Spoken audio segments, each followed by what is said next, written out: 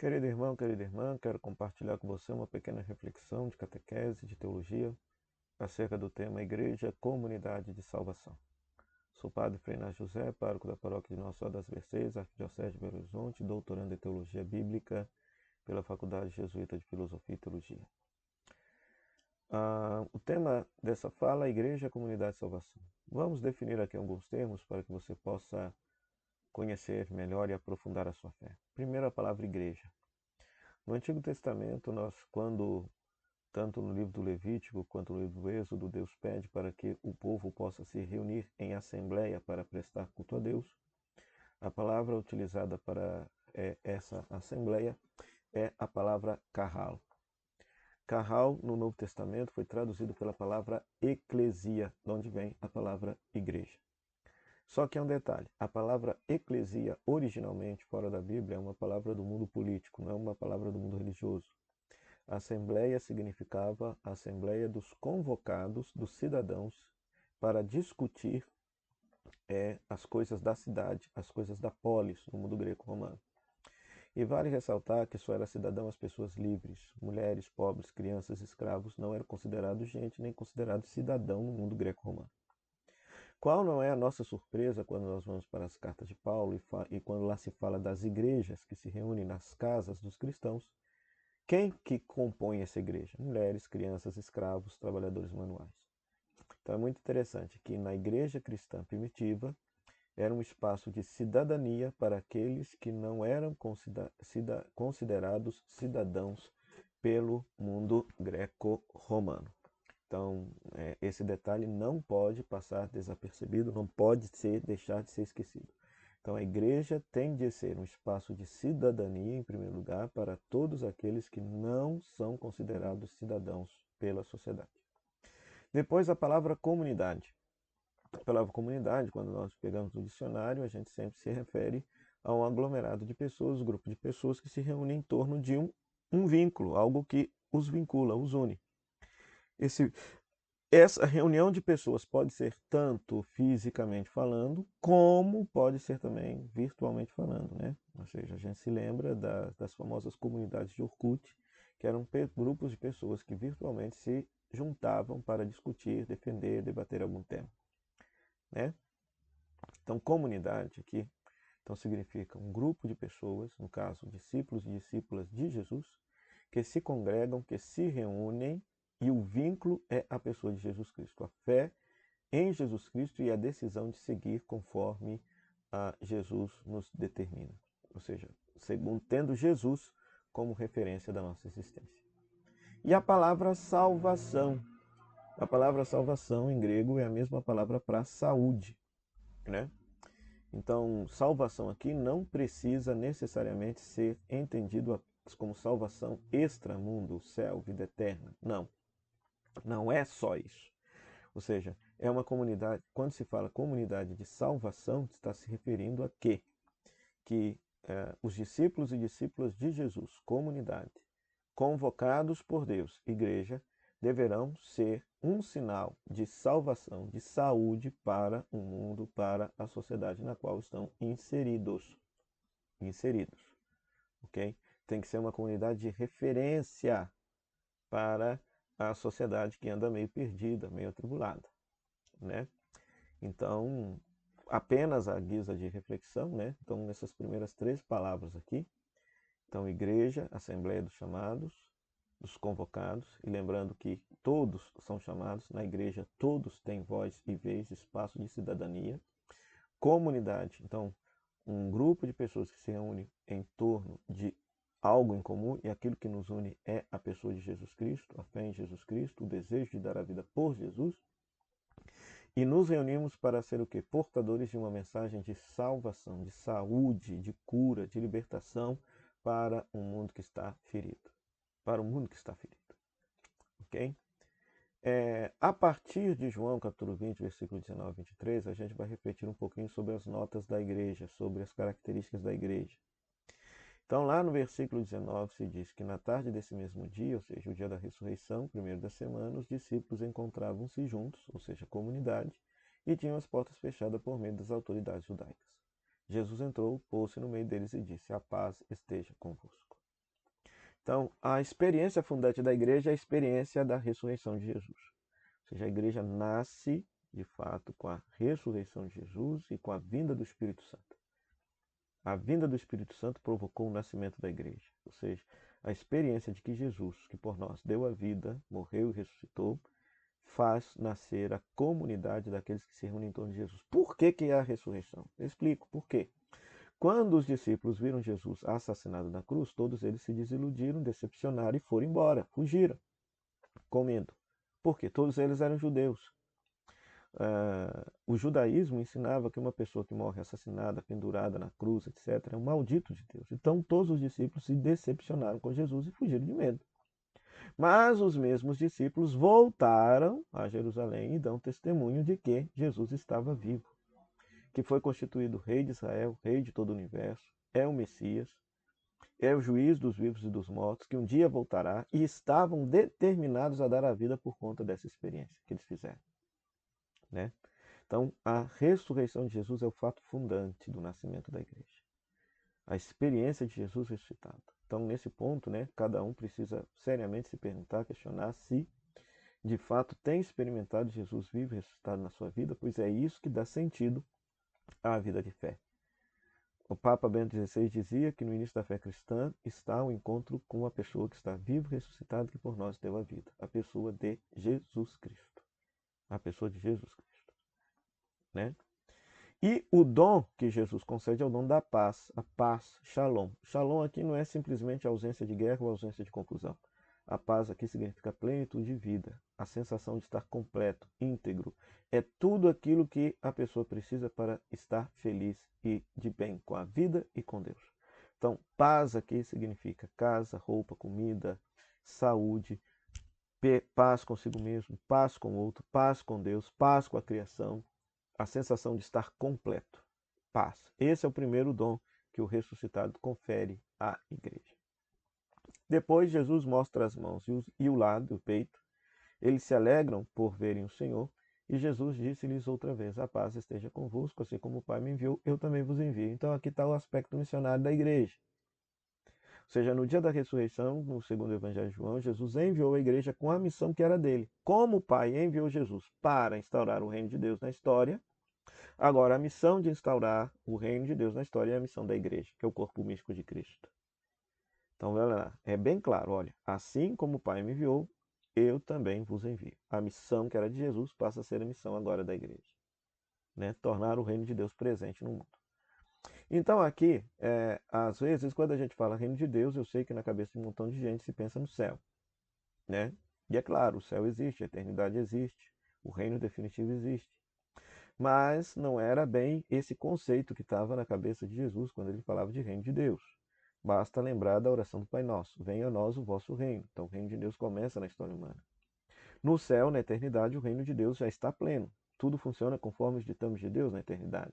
Mas aqui embaixo não. Existem inúmeras situações que são contrárias à vontade de Deus e que Jesus foi enviado para justamente erradicar da humanidade tudo aquilo que desumaniza o ser humano. Então, por isso que a gente vê Jesus curando os doentes, porque Deus quer todas essas pessoas saudáveis. Por isso que a gente vê Jesus alimentando os famintos, porque Deus não quer que nenhum de seus filhos e filhas passe fome. Por isso que nós vemos Jesus perdoando os pecados, porque Jesus quer as pessoas reconciliadas com Deus e reconciliadas entre elas mesmas. Por isso que nós vemos Jesus incluindo os excluídos daquele tempo: mulheres, crianças, doentes, leprosos, endemoniados, pecadores públicos. Todas essas pessoas eram excluídas da sociedade e da religião. E a essas pessoas Jesus dizia: veja bem, o reino de Deus é vosso. O reino de Deus é dado, oferecido primariamente a todos aqueles que são excluídos dos reinos deste mundo. Deste mundo. Basta ver as bem-aventuranças. Bem-aventurados os pobres em espírito, porque deles é o reino dos céus. Ser pobre não é uma coisa boa, mas é dele o reino. Bem-aventurados os perseguidos, bem-aventurados os enlutados, bem-aventurados os que passam fome e sede de justiça. Deles é o reino, né? Ou seja, então a todos aqueles que estavam excluídos da sociedade e da religião, Jesus ofereceu o reino. Então hoje também deveria ser a mesma dinâmica. Então, por isso que essa ação preferencial da igreja, por todos aqueles que são sem dignidade neste mundo é uma resposta à ação histórica que Jesus teve no mundo, né? Então, por isso que é interessante a gente perguntar se as nossas igrejas procuram viver essa dimensão social do Evangelho, né? Porque muitas vezes na cabeça das pessoas a preocupação é só com o lado espiritual, esquece do outro lado. Acham que Jesus veio para salvar almas. Isso é um equívoco. Jesus veio para salvar pessoas, pessoas inteiras. Se você é, no mínimo, alfabetizado, se você pegar e sabe ler e escrever, se você pegar o Evangelho, você não vai ver Jesus salvando alma nenhuma. Você vê Jesus salvando pessoas. Pessoas. Jesus cura a alma de quem está com pecado, perdoando os pecados, mas Jesus também cura o corpo de quem está doente. Jesus alimenta aquele que está com fome. Jesus inclui, inclusive, por exemplo, no estudo da palavra de Deus, aqueles que não tinham direito de estudar a palavra de Deus, como, por exemplo, as mulheres. Jesus tinha discípulas, né? Então perceba, não é só uma preocupação espiritual que Jesus tinha. Jesus tinha uma preocupação com a vida inteira das pessoas, porque o Papai do Céu quer salvar as pessoas por inteiro, por inteiro. Não se esqueça que nós, enquanto católicos, nós professamos a fé da ressurreição da carne. O nosso corpo, a nossa matéria, um dia estará glorificada no céu. Por isso que é preciso cuidar do corpo sofrido de tantos e tantos que estão por aí. Ok? Então não se esqueça disso. Tá? Em seguida sobrou sobre eles e disse: receba o Espírito Santo. Então é interessante. Por quê? Porque no Evangelho de João o Espírito Santo é dado no dia da ressurreição. Diferente da teologia lucana, lá de Atos dos Apóstolos, que faz o Espírito Santo vir em 50 dias na festa judaica de Pentecostes. Ok? E aqui é muito interessante, porque o tema do sopro não é novo na Bíblia. Lá no livro do Gênesis, ou seja, tanto o tema do Espírito quanto do sopro. Porque lá no livro do Gênesis se vê que o Espírito paira sobre as águas, sobre o caos. Então aqui o Espírito Santo vai estar pairando sobre o caos daquela humanidade que está experimentando Jesus ressuscitado. Para quê? Para poder organizar a bagunça. Eles lembram, eles estão fechados com medo. Né? Estão fechados com medo. Isso é um sinal do caos. Então o Espírito Santo tem que vir para organizar isso daí. E soprou sobre eles e disse: receba o Espírito Santo. Ora, lembra justamente lá no livro do Gênesis que Deus fez aquele bonequinho de barro, soprou sobre ele e se tornou um ser vivo, Adão. Aqui na nova criação também, Deus, por meio de Jesus ressuscitado, sopra o Espírito Santo sobre a igreja, porque a igreja vai ser a semente de uma nova humanidade. Então já existe uma nova humanidade desde o dia da ressurreição de Jesus. Uma humanidade que tenha Jesus como referência, que vive ao modo de Jesus. Homens e mulheres renovados, transformados à imagem e semelhança de Jesus. Né? Então, nós somos essa humanidade renovada desde o dia do nosso batismo. Desde o dia do nosso batismo. Então, é muito interessante que o Papa Bento XVI dizia que no mundo bagunçado e confuso do jeito que está, o testemunho coerente de amor, de caridade, solidariedade, de vivência do Evangelho da parte dos cristãos seria um farol para iluminar o mundo em meio à sua escuridão. Então, uma pergunta que deve ser feita é se nós, de fato, estamos vivendo de tal maneira que somos uma nova uma humanidade.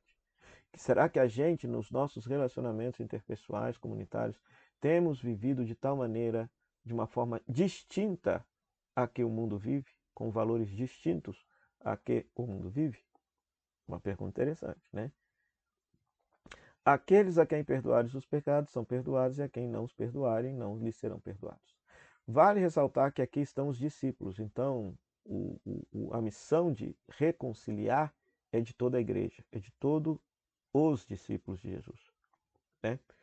Então, reconciliar a humanidade consigo e com Deus já está resolvido, porque Deus, por meio do sacrifício de Cristo, já perdoou tudo o pecado da humanidade. Então, Deus já está em paz conosco. A pergunta é se nós estamos em paz com Deus. Então, nós muitas vezes precisamos fazer o processo de nos reconciliar com Deus, porque Deus já está em paz conosco por conta da vida, paixão, morte e ressurreição de Jesus. Ponto. E nos reconciliar uns com os outros, né?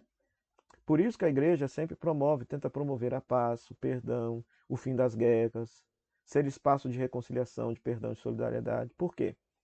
O mundo quer construir a paz pela guerra, pela violência, pelas armas. Isso nunca vai funcionar. A gente sabe que isso sempre vai dar em guerra, confusão, morte de inocentes. Ok? Ok? Mas, por outro lado, A igreja anuncia que a verdadeira paz é fruto da reconciliação e do perdão. Tá? A verdadeira paz é fruto do perdão e da reconciliação. Então, por isso que a igreja sempre é promotora da paz, promotora da reconciliação e do perdão. Entre partes que estão brigadas, a igreja sempre terá de ser aquele espaço que chama as pessoas a se reconciliarem, os inimigos darem-se as mãos e voltarem a viver em paz. Ok? Então, essa é uma missão dada por Jesus à igreja. E aí é interessante a gente também aprofundar as notas da igreja. A igreja é una, santa, católica, apostólica. A igreja é una, ou seja, uma só igreja. E uma igreja que vive na unidade. Nunca passou pela cabeça de Jesus, nunca passou pela cabeça de Jesus essa pluralidade de igrejas, cada uma pregando o evangelho a gosto do seu freguês. Não. Nunca passou pela cabeça de Jesus. Inclusive, no mesmo evangelho de João, Jesus reza ao Pai pedindo que nós sejamos um. Que sejamos um só coração e uma só alma. Uma unidade entre nós. Né? Ou seja, então a igreja é una, porque existe um só Senhor, um só batismo e uma só fé. Uma só fé. Não se espanta que várias dessas igrejas que estão espalhadas por aí, muitas vezes elas não podem nem ser consideradas cristãs porque elas não professam a fé em Deus Pai, Filho e Espírito Santo. Muitas delas rejeitam que Jesus seja Deus, entendeu? Porque falta catequese, falta teologia, falta doutrina. Né? Ou seja, o nome de cristão ou o nome de evangélico está na fachada, mas a doutrina não é nem um pouquinho cristã. Tá certo? Isso é fato. Isso aí eu estou falando, respaldado inclusive na opinião do Conselho Mundial de Igrejas, que é um conselho ecumênico. Ou seja, muitas dessas igrejas elas apresentam uma experiência, uma fé e uma doutrina que genuinamente não é cristã, porque não professam a fé na Santíssima Trindade e tampouco na divindade de nosso Senhor Jesus Cristo. Tá? Então, isso fere a unidade da igreja. Né? A igreja é santa porque pertence a Deus. A igreja não é nossa, a igreja é de Cristo, a igreja é de Deus. E todos nós somos de Deus pelo fato de sermos batizados. A palavra santo significa consagrado, separado. Então, desde o dia do nosso batismo, como Jesus nos resgatou, nos comprou com seu sangue, então nós não nos pertencemos a nós mesmos, nós pertencemos a Cristo. Então, a igreja pertence a nosso Senhor Jesus Cristo. Ela é santa pelo fato de que o seu fundador, o seu fundamento é santo, mas ao mesmo tempo ela é pecadora porque nós somos os membros da igreja. Né? Então, se eu, no meu caminho pessoal de vida cristã, procuro ser uma pessoa mais santa, toda a igreja se torna mais santa comigo. Se eu sou um desleixado e vivo uma vida dissoluta de pecado, toda a igreja se torna mais pecadora comigo. Tá? A igreja é católica, significa universal, ela está espalhada pelo mundo todo. E é una, porque é bonito, ou seja, amanhã, por exemplo, ou seja, suponhamos a solenidade de amanhã, Pentecostes, em todas as igrejas católicas do mundo vai estar se rezando a mesma oração, o mesmo evangelho, as mesmas leituras, ou seja, mostrando que ela está espalhada pelo mundo todo e é universal e fala a mesma língua e prega a mesma coisa. E prega e reza-se a mesma coisa. Ou seja, uma unidade linda, bonita, querida por Cristo. Né? E o sentido também de ser católico significa que agrega a todos. Então, inclusive, há várias formas de ser católico, tá? Há grupos que acentuam mais o lado social da fé, há grupos que acentuam o lado mais espiritual da fé, outros acentuam o lado mais litúrgico da fé, outros acentuam o lado mais espiritual da fé, outros acentuam o lado mais catequético da fé. Todos são católicos. Não existe um único jeito de ser católico. Entendeu? E todos professando a mesma fé, mas com acentos diferentes, vivem o mesmo catolicismo. Vivem o mesmo catolicismo. Tá? Ou seja, pensar que todo mundo tem que rezar, pensar do mesmo jeito e agir pastoralmente do mesmo jeito, isso é um equívoco, porque isso fere a catolicidade da igreja. Tá certo? E a igreja também é apostólica, porque professa a mesma fé recebida dos apóstolos. Ou seja, a fé da igreja não muda. Não muda, porque é um depósito de fé, de revelação recebido da parte de nosso Senhor Jesus Cristo, transmitido aos apóstolos, e que não muda. A fé da igreja não varia de acordo com o gosto do freguês. Como a gente vê em certas igrejas por aí afora, né? Que muda-se a doutrina para angariar freguesia, para angariar fiéis. Então se prega evangelhos, se pregam doutrinas para agradar o público, para atrair o público. Assim não é com a Igreja Católica. A mesma fé é a de sempre, recebida dos apóstolos, recebida de nosso Senhor Jesus Cristo e transmitida de geração em geração, até mesmo vivenciada pelo derramamento do sangue dos mártires que viveram para defender o seu amor a Jesus e a fé da Igreja. A fé da Igreja. Ok? Alguns títulos bíblicos da Igreja, muito bonitos. A Igreja é corpo místico de Cristo. Cristo é a cabeça e nós somos o corpo. É uma imagem do mundo antigo. O rei era a cabeça do reino e os súditos eram o corpo do rei. Então, tudo aquilo que Jesus fazia, agora o corpo tem que fazer. A igreja, os discípulos de Jesus são o coração, as mãos, os pés de Jesus presente no mundo para curar, aliviar, salvar, redimir e perdoar. A igreja é a esposa. Um outro detalhe aqui também da questão do corpo místico de Cristo é o seguinte: um corpo, quando fala também da relação entre os membros, tá? Porque, por exemplo, se a gente perde, por exemplo, um dedo, o corpo todo sente. Então, se a igreja perde algum membro, todo o corpo tem que sentir falta daquele membro. Então, fala também da dimensão relacional dos membros dentro do corpo místico de Cristo. Igreja é esposa de Cristo. Cristo é o esposo e a igreja é a esposa. Então, significa que Cristo é para nós a referência, a maior devoção, a quem estamos devotados na nossa vida e na nossa existência. O ponto de referência da nossa vida é a pessoa de Jesus, a pessoa mais importante da nossa vida, inclusive afetivamente falando, porque esposa e esposo é uma linguagem afetiva, né? Ou seja, deve ser a pessoa de nosso Senhor Jesus Cristo. A igreja é povo de Deus a caminho. A carta de Pedro vai falar que nós somos uma paroiquia. O que é isso? Paroiquia é hospedagem, casa de peregrinos. Porque nós não temos morada permanente aqui no mundo, nossa morada permanente será no céu, mas enquanto não vamos para o céu, para a eternidade, nós estamos na casa de peregrinos, que é a igreja, paroiquia.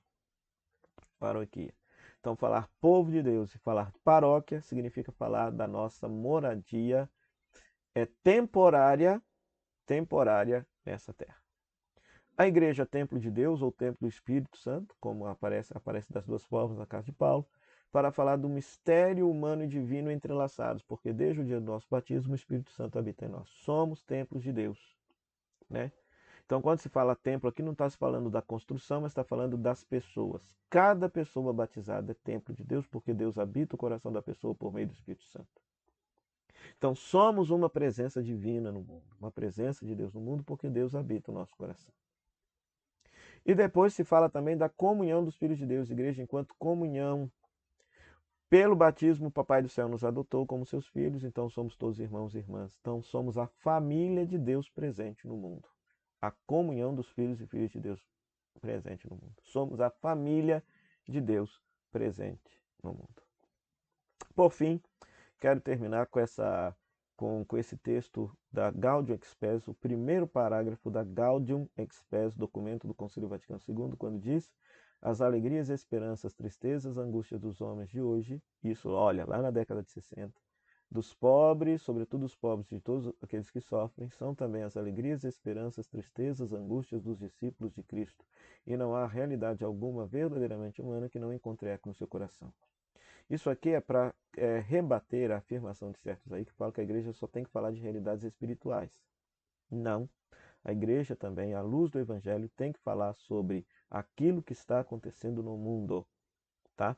Porque a vida alegre e sofrida das pessoas encontra eco no coração da igreja. Por quê? Olha lá. Porque a sua comunidade é formada por homens que, reunidos em Cristo, são guiados pelo Espírito Santo na sua peregrinação ao reino do Pai e receberam a mensagem de salvação para comunicar a todos. Por esse motivo, a igreja sente-se real e intimamente ligada ao gênero humano e à sua história. Então, tudo que está acontecendo na história da humanidade diz respeito também à igreja. A igreja, à luz do evangelho, deve iluminar essas realidades com os valores deixados por nosso Senhor Jesus Cristo. Então, a igreja tem que falar de política, tem que falar de economia, tem que falar de cultura, tem que falar de inteligência artificial, tem que falar de economia, tem que falar de situação climática, crise climática, tem que falar disso tudo. E a partir do Evangelho de Jesus, tá? Porque tem certo povinho aí que fala que a igreja não tem que falar de nada disso, né? Pois muito pelo contrário. Desde o Concílio Vaticano II, desde 1965, a igreja mudou a sua visão e mudou a sua compreensão de como que deve ser a presença dela, enquanto família de Deus presente no mundo, em relação aos dramas que o mundo vive. Então, espero que você tenha gostado dessa reflexão. Se você gostou, deixe seu like, compartilhe com todos aqueles que acham necessário escutar essa palavra de vida e de salvação.